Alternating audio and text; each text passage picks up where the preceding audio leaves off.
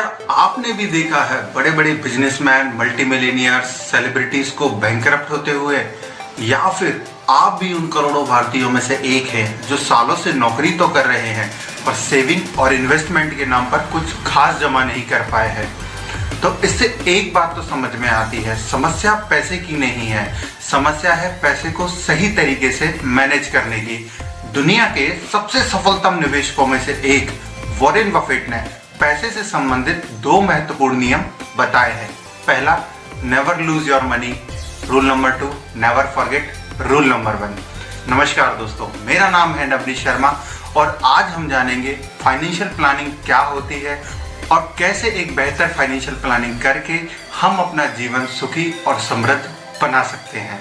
Financial planning से मेरा मतलब उन सभी सपने और जिम्मेदारियों से है जिन्हें पूरा करने के लिए आपको भविष्य में काफ़ी रुपयों की आवश्यकता होती है, जैसे कि रिटायरमेंट प्लानिंग, बच्चों के एजुकेशन प्लानिंग, बच्चों की मैरिज प्लानिंग, घर खरीदने और कार खरीदने जैसे लक्ष्य। दोस्तों, इन लक्ष्यों को पूरा करने के लिए ज़रूरत है एक प्लानिंग की और एक डिसिप्लिन की।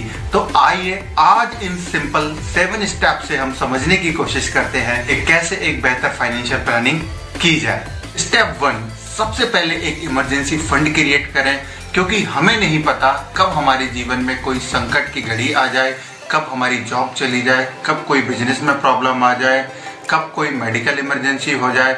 इसलिए हमेशा आपके पास आपकी इनकम का 3 से 6 गुना इमरजेंसी फंड होना ही चाहिए। मानकर चलिए, अगर आपकी इनकम 50,000 रुपए है तब आपके पास 3 लाख रुपए का मिनिमम इमरजेंसी फंड होना ही चाहिए और यह फंड ऐसी जगह होना चाहिए जहां से आप इसको जल्दी से निकाल सकें, जैसे कि सेविंग अकाउंट और एफडी। स्टेप 2, हेल्थ इंश्योरेंस और टर्म इंश्योरेंस जरूर कराएं। दोस्तों, आपकी एक छोटी सी गलती खत्म कर देगी आपकी जीवन भर की सारी सेविंग्स और इन्वेस्टमेंट को। इसलिए हमेशा अपने और अपने परिवार का हेल्थ इंश्योरेंस जरूर कराएं, क्योंकि यह आपके भविष्य में स्वास्थ्य पर होने वाले बड़े खर्चों से तो आपको बचाएगा ही, साथ ही बचाएगा आपकी सारी सेविंग्स और इन्वेस्टमेंट को। वहीं टर्म इंश्योरेंस एक ऐसा इंस्ट्रूमेंट है जहां पर आप थोड़ी सी प्रीमियम भर के बहुत बड़ी रिस्क कवर कर सकते हैं। मानकर चलिए, अगर आपकी उम्र 30 साल है और आपकी इनकम लगभग 5 लाख रुपए है, तब आपको इसका 20 गुना टर्म इंश्योरेंस लेना चाहिए और यह 1 करोड़ का टर्म इंश्योरेंस आ जाएगा मुश्किल से 10 से 12,000 रुपए में। इसलिए टेंशन फ्री लाइफ के लिए जरूरी है हेल्थ इंश्योरेंस और term insurance. It's better to be safe than sorry. Step 3, control your debts. दोस्तों, आपको पता है हमारी इकोनॉमी ही इस तरीके से डिजाइन की गई है जहां पर लोग ज्यादा से ज्यादा लोन लें और इकोनॉमी को आगे बढ़ाएं। इसलिए जब भी महंगाई दर कम होती है, सरकारें इंटरेस्ट रेट कम करती है, जिससे कि लोग ज्यादा से ज्यादा सामान खरीदें और इकोनॉमी को आगे बढ़ाएं।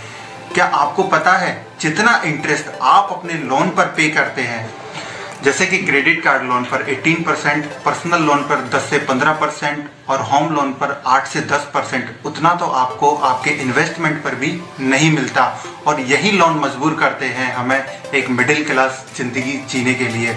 इसलिए जितना जरूरी हो उतना सामान आप कैश में खरीदने की कोशिश करें और इन लोन से रहें हमेशा दूर। दोस्तों, एक अच्छा लोन वही होता है जिसे लेकर आप अपने बिजनेस में इन्वेस्ट करें और उससे ज़्यादा रिटर्न प्राप्त कर रहे हैं। इसलिए हमेशा कोशिश कीजिए आपने जो भी लोन ले रखे हैं उनको जल्दी से जल्दी खत्म कीजिए, क्योंकि एक कर्ज मुक्त जिंदगी ही है सुखी जीवन का आधार। Step 4, evaluate your current financial position. दोस्तों, इसे हम 3 स्टेप में समझने की कोशिश करते हैं। पहली, ट्रैक योर नेटवर्थ। जब आपके करंट एसेट्स जैसे कि gold, property, FD, RD, investments में से माइनस करते हैं आपकी लाइबिलिटीज जैसे कि credit card loan, home loan, personal loan, car loan को, तब निकल कर आती है आपकी नेटवर्थ। तो यह नेटवर्थ आपकी ईयर आफ्टर ईयर बढ़ते क्रम में ही होनी चाहिए। जैसे मानकर चलिए, अगर आपके पास 40 लाख रुपए के टोटल असेट्स हैं और आपके पास 15 लाख रुपए के लॉन्स हैं, तब आपकी नेटवर्थ हुई 25 लाख। तो अगले साल यह आपकी नेटवर्थ 30 लाख 35 लाख तक होनी चाहिए। अगर ये कम हो रही है तो आपका फाइनेंशियल मैनेजमेंट बहुत बेकार है। स्टेप 2, हमेशा अपने मंथली खर्चों की एक लिस्ट बनाएं जैसे कि आप EMI कितनी पे करते हैं, आप इंश्योरेंस की प्रीमियम कितनी पे करते हैं, बच्चों की स्कूल फी कितनी है, ग्रोसरी कितनी है, क्योंकि यह आप ही को निर्धारित करना है कि आपको कितने रुपए खर्च करने हैं। आपको कोई नहीं बताएगा कि आपको कितने रुपए खर्च करने हैं। और दोस्तों, जब तक हम किसी चीज को मेजर नहीं करते, हम उसको इम्प्रूव नहीं कर सकते। वहीं स्टेप थर्ड, सेविंग करने का सबसे बेस्ट तरीका है, सबसे पहले आपको जो भी इनकम या सैलरी प्राप्त होती है, आप उसे सेव करें। उसके बाद जो पैसे बचते हैं उन्हें अपने खर्चों के उपयोग में लें। अगर आपने सैलरी या इनकम मिलने के बाद उन्हें पहले खर्च कर लिया, तब एंड में आपके लिए सेविंग या इन्वेस्टमेंट करना बहुत मुश्किल हो जाएगा।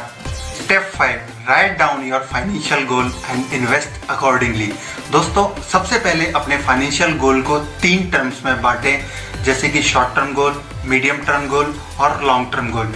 शॉर्ट टर्म गोल्स वो होते हैं जिनको हमें अगले 5 सालों में अचीव करना होता है। वहीं मीडियम टर्म गोल्स के लिए हमारे पास समय होता है अगले 5 से 10 सालों का।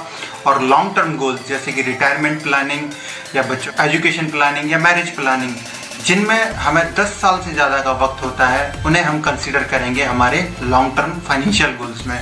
और इसी के हिसाब से हमें निवेश करना होता है, इन्वेस्ट करना होता है। दोस्तों, जब हमारे शॉर्ट टर्म गोल्स होते हैं तब उसके लिए हम निवेश करते हैं डेट म्यूचुअल फंड में, FD में, RD में, क्योंकि वहाँ हम ज़्यादा रिस्क नहीं ले सकते।